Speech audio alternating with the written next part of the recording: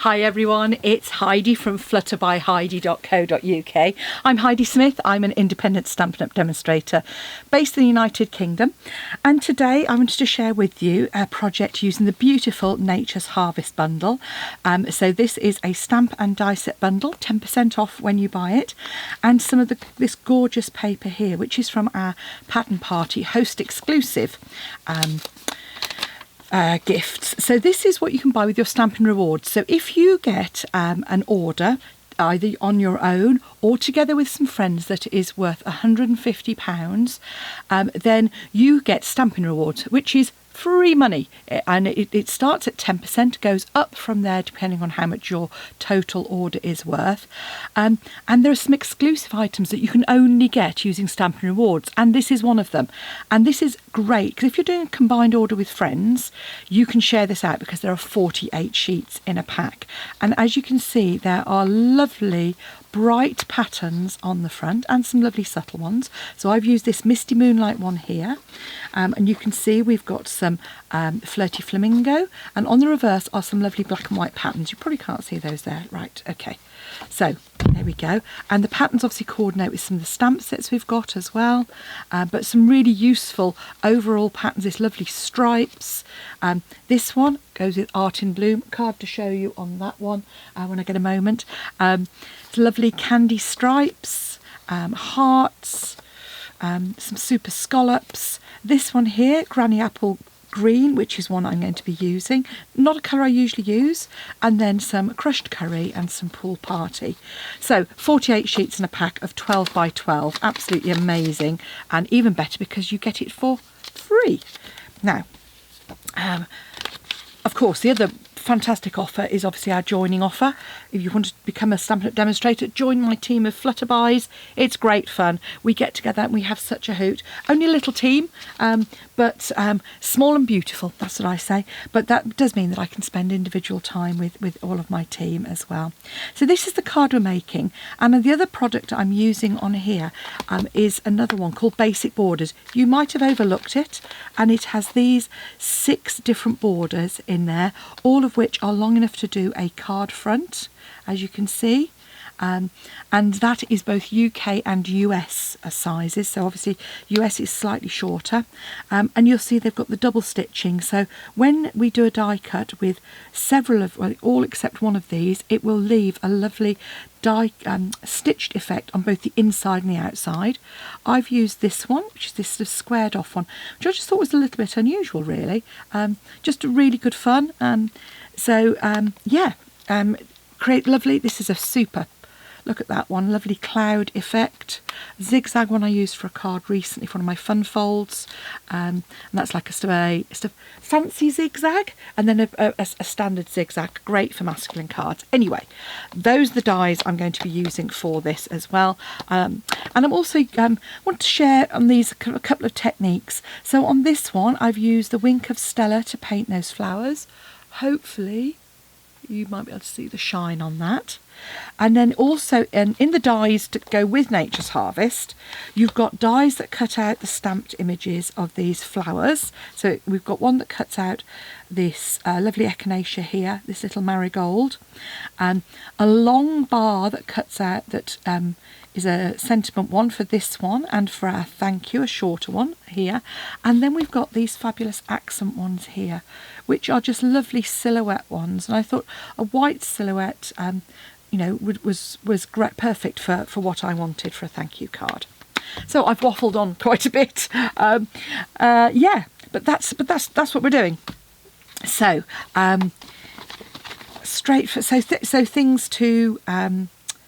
things to do. Okay, first of all, your card base. So a very straightforward card base, just half a sheet of A4, and that obviously depending on where you are in the world.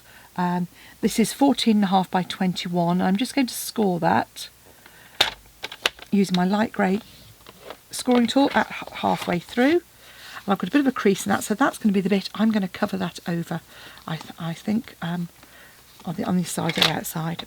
Okay, so card base, really straightforward. Then we've got our layer to go on the front. Now what I found was easiest was to cut these first and then Yeah. So I want to cut it to the right width. So this is going to be 10 centimetres by 14, because that's what I would normally do if I was making a card front. So that's going to be the same here. So 10, needs a little trim, by 14. Okay, get a little trim, like so. And the lovely thing about, oh, and then I want a piece of basic white for the inside as well. Dark coloured card, we're going to want something to write on. So again, just a piece that is 14 by 10 centimetres. Or 1/4 of an inch shorter than whatever your card base is if you're in the US. Okay. So inside, front, layer. Now what we want to do is we're going to cut across here. Now I've used the scalloped one, which I rather like for this because I love that pretty scallop and the stitching. So I'm going to say the great thing about this, you don't have to be too precise. So we just literally add acrylic, or shall I use, yeah, because I want that kind of curve. So just debating with myself whether to use the curve or not. Okay, so I'm not going to. I'm going to use this one. So all I'm going to do now is I'm going to make sure that that extends just beyond the edge. That way I know that if you look over, you know you're going to get a cut going all the way across, so you're not going to have any bits hanging over. Pop that through your die cutting machine.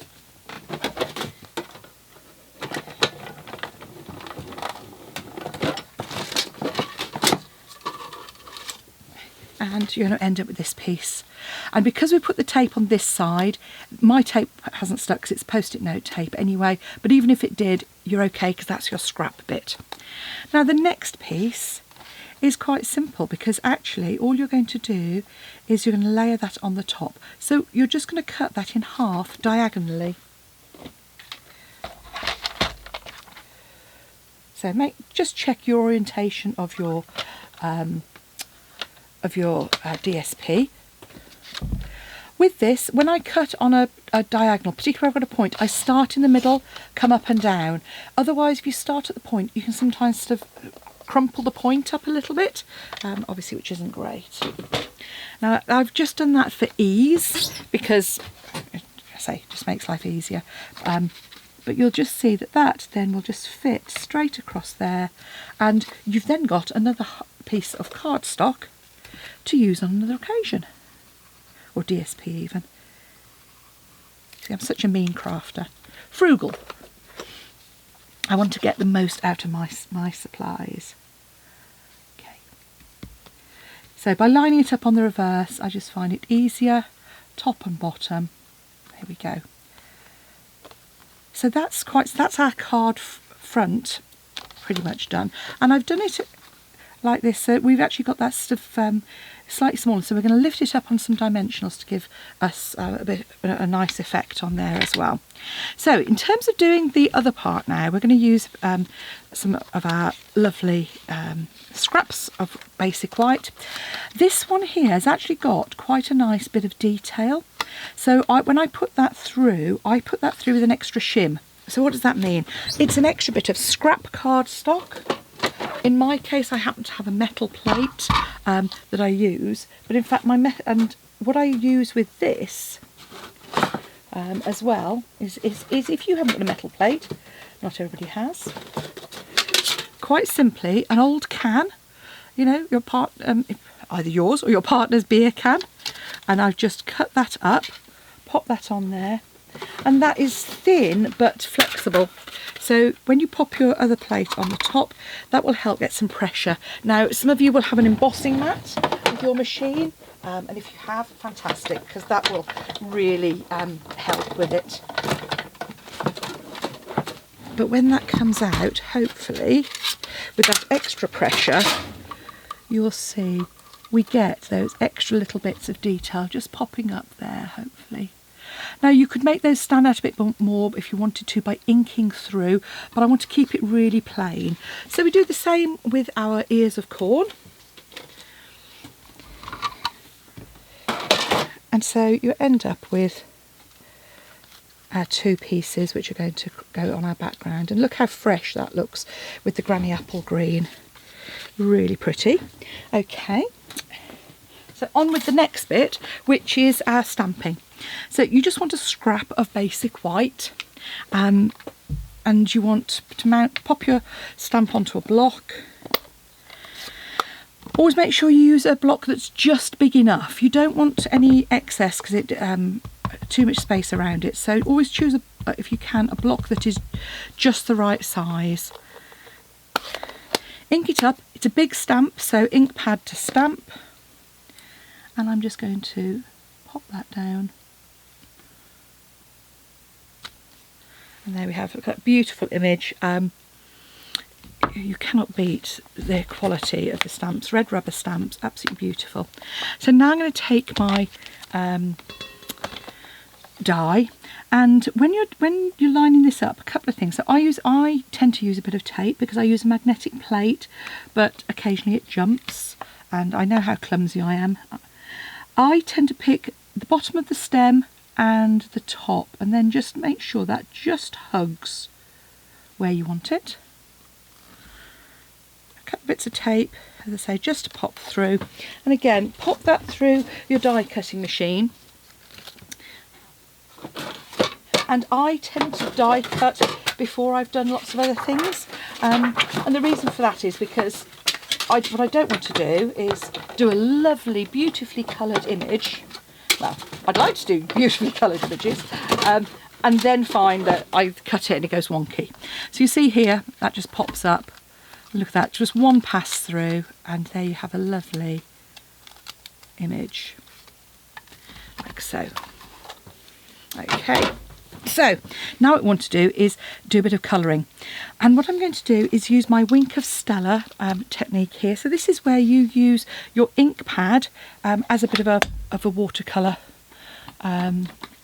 effect. So grab a block or a piece of non-porous, something non-porous, and I'm just going to tap that in there, and all I'm doing is just adding the tiniest little extra smidge and give myself some colour.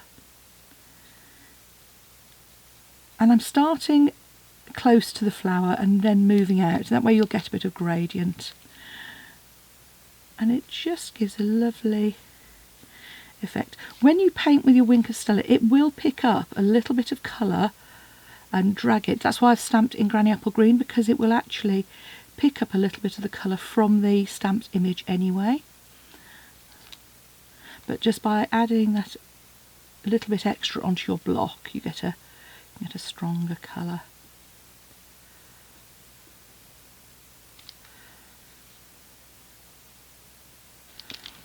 Simple as that. Wipe your... I try to remember to wipe it at the end so that I don't then come and contaminate it later. So there you have your image, and then all we need to do now is stamp the inside of our card. So for that I'm using the smaller image that we've got here, and I have a feeling I just need to clean that off. When I'm stamping, I tend to use my chamois as I go along, and then at the end of my session I then use my Stampin' scrub. Absolutely brilliant for getting those really clean and also conditioning your stamps. The Stampin' scrub is great, it's water, it will clean, but the Stampin' mist has got a conditioner in it, so that you can then really know that your stamps are going to last you a long time. You know that they're an investment. We love our stamps, and what we want to do is obviously have them for a long time, and particularly the red rubber and photopolymer will deteriorate if you don't look after them. So keep them not in direct sunlight and things like that. So here I'm just using the texture stamp just to add a little border up both sides, and I'm stamping off just to get that lighter colour. Okay, right, so here we go. Clear the decks.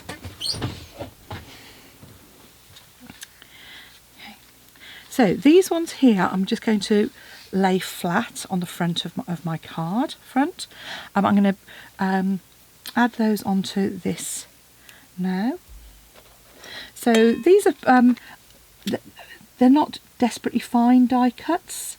So these are actually perfectly fine just to use with your Tombow on the rest, or you could obviously use fine tip glue if you wanted to. But I'm just putting a few dots on the back there to add those in. And this long tall image I think is perfect just to pop on our card front. And you'll find if you just hold it in place just for a few seconds, that will then grab. Okay, now we can use our lovely sort of echinacea as well. So again, this one even easier because this has got really big areas on it. So just add those and just pop that on the front.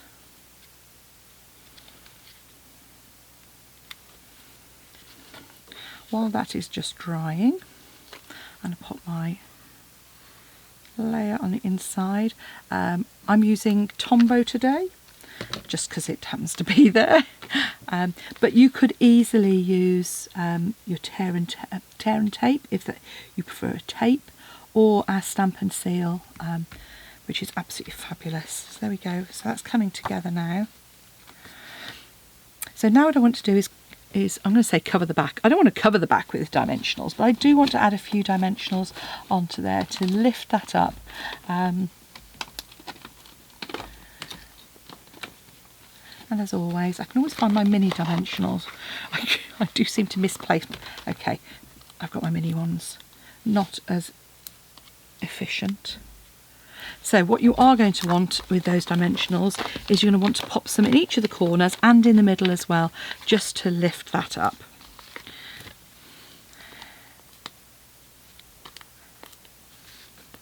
So that's still drying.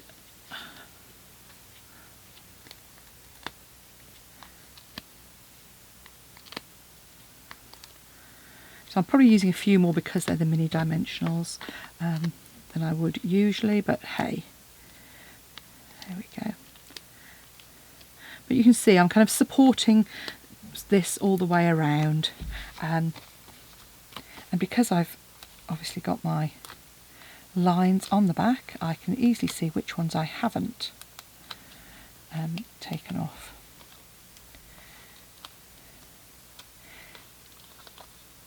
So we're almost there. I need to add some dimensionals to the back of my image. So this one goes on the front. Again, open your card out, does make it easier because your card isn't springing up on you. And then add some dimensionals to the back of these. So these are perfect. I've got my mini dimensionals out, so you can just, I'm putting one on each of those kind of areas that need support. So behind those leaves as well.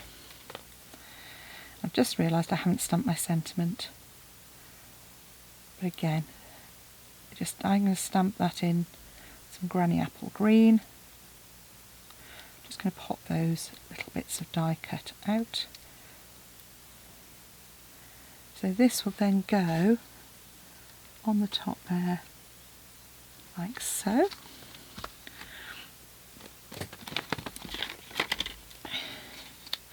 And that's just perfect to add your sentiment. And as I said, the thank you just fits on there.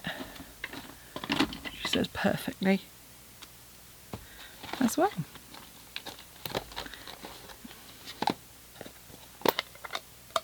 So if you'd like to purchase any of the products you've seen, pop along to my blog or click on the description bar below, and you'll find the links to all of the products that you can purchase. And I would really appreciate it if you'd hit the like. If you've enjoyed this video, hit the like button on YouTube. It really does help to promote my videos and to get my name out there. I love sharing projects, so if you've enjoyed it, you know someone who has, send them the link, because I'm sure I would hope they'll enjoy it too. And if you haven't enjoyed it, Well, okay, we all take feedback. So let me know, you know, is there something that you'd rather I did? I do put dimensions on both on my blog, so you should be able to manage with that. I tend to work in centimetres these days for UK A4 cardstock. But I do try and size my projects so that they can be made, particularly 3D, in either UK or US cardstock. So just add your sentiment onto the bottom there. And there we have our lovely thank you card using fabulous Nature's Harvest in Granny Apple Green or Misty Moonlight. Do you know what? I actually rather like the Granny Apple Green. I think it's really bright and fresh. Thank you for watching. Come back and see me again soon. Bye for now.